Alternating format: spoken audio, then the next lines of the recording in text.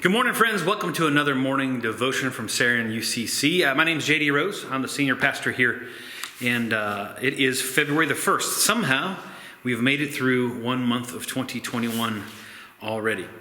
On Mondays, I've been reading selections from this book, Whistling in the Dark, A Doubter's Dictionary by Frederick Buechner, who just so happens to be my favorite writer. And today, the word that kind of jumped out at me is based on a conversation that I had recently. Somebody talked about how part of what's difficult in this continued pandemic that we're living through is the boredom, which makes all the sense in the world, and I can relate to it.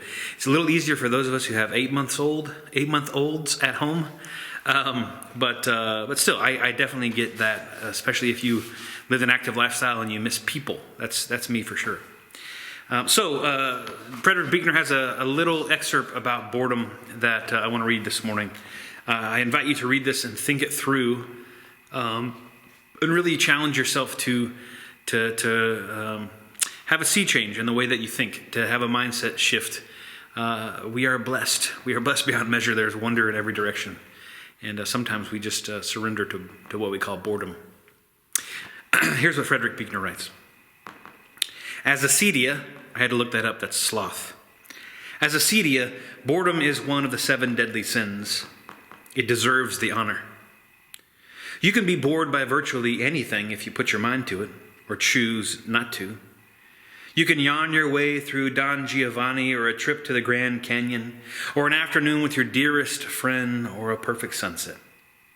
There are doubtless those who nodded off at the coronation of Napoleon, or the trial of Joan of Arc, or when Shakespeare appeared at the Globe in Hamlet, or Lincoln delivered himself of a few remarks at Gettysburg. The odds are that the Sermon on the Mount had more than a few of the congregation twitchy and glass-eyed. To be bored is to turn down cold whatever life happens to be offering you at the moment. It is to cast a jaundiced eye at life in general, including, most of all, your own life. You feel nothing is worth getting excited about because you are yourself not worth getting excited about. To be bored is a way of making the least of things you often have a sneaking suspicion you need the most. To be bored to death is a form of suicide. I want to lift 2 thoughts from this, and then I'm going to read a portion of it again. First, it comforts me to know that there were probably glassy-eyed, distracted people listening to Jesus' Sermon on the Mount. As a preacher, that's comforting. 2, we fall into this trap that I totally get, where because not all the things we want to happen are happening, we say we're bored and we check out of the things that are happening. I think not only do we do a disservice to ourselves, but we do a disservice to whoever we are interacting with. There's nothing quite like the pain of when someone you love just checks out. So I challenge you not to be one who inflicts that on anyone else, and chief among those folks, yourself. God is pouring these blessings on you, and they may look like trials, and they may look like obstacles, but there's blessing in them too. It may look like long days, and it may look like normal is far off, and peace is not close. But there are blessings being poured out on you every day, and you have to look for them. You have to engage them. You have to work sometimes at seeing them. But if you do, it's hard not to look at this life as one full of wonder and not boredom. I'm going to read this last piece of this again as a challenge to you and to me today.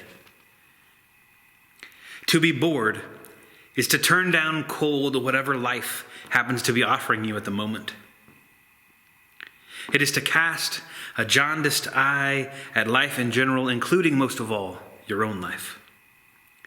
You feel nothing is worth getting excited about because you are yourself not worth getting excited about.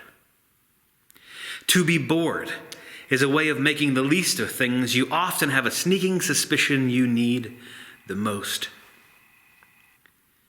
To be bored to death is a form of suicide. My friends, may you see beauty and wonder, blessing and reasons to be joyful in the life that you are living today and in the days to come. And may you not think of any of it as boring. Be blessed, my friends.